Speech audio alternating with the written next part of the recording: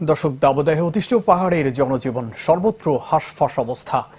বিস্তারিত জানাতে বান্দরবান থেকে যোগ দিচ্ছেন সহকর্মী ইয়াসিনুল হাকিম। ইয়াসিন।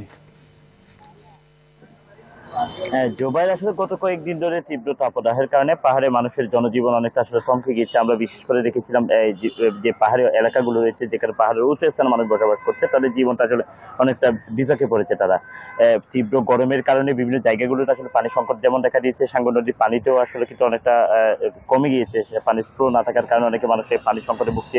বিভিন্ন জায়গাগুলোতে মানুষের যে সমাগম ছিল সেটি এখন তো অনেকটা কমে গেছে। আমরা বাজারগুলোতে দেখেছি মানুষের আগের মতো ভিড় নাই। তবে স্বাস্থ্য বিভাগ বলছে এই গরমের কারণে মানুষের চর্মরোগ থেকে শুরু করে স্কিন ডিজিজের বিভিন্ন রোগগুলো সৃষ্টি হচ্ছে। সেজন্য মানুষকে সচেতন থাকার পরামর্শ দিচ্ছে এবং ছাতা ছাড়া জরুরি প্রয়োজন ছাড়া ঘর থেকে বের না হওয়ার পরামর্শ দিচ্ছে। যেহেতু আজকে যদি তাপমাত্রার কথা বলি, সকাল থেকে দুপুর অব্দি প্রায় 38°C তাপমাত্রা রেকর্ড করা হয়েছে এবং সন্ধ্যা 6টা পর্যন্ত 37°C তাপমাত্রা থাকবে বলে আবহাওয়া অফিস আমাদেরকে জানিয়েছে। গতকালও কিন্তু তাপমাত্রার পরিমাণ যেমন ছিল, দিনে এখানে যে বিষয়টি সবচেয়ে বেশি গুরুত্ব দিচ্ছে সেটা হচ্ছে সকালে এবং দুপুরে যে তাপমাত্রা থাকে সেটি রাতের বেলাও এইরকম থাকছে, যার কারণে মানুষের তাপ জীবনটা অনেকটা অতিষ্ঠ রূপ নিয়েছে।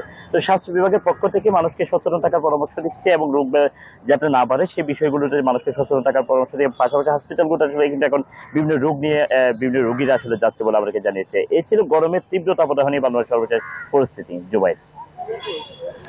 ইয়াসিন, ধন্যবাদ আপনাকে। দর্শক, দাবদাহে অতিষ্ঠ পাহাড়ের জনজীবন সে খবর জানাতে বান্দরবান থেকে যুক্ত হয়েছিলেন সহকর্মী ইয়াসিনুল হাকিম।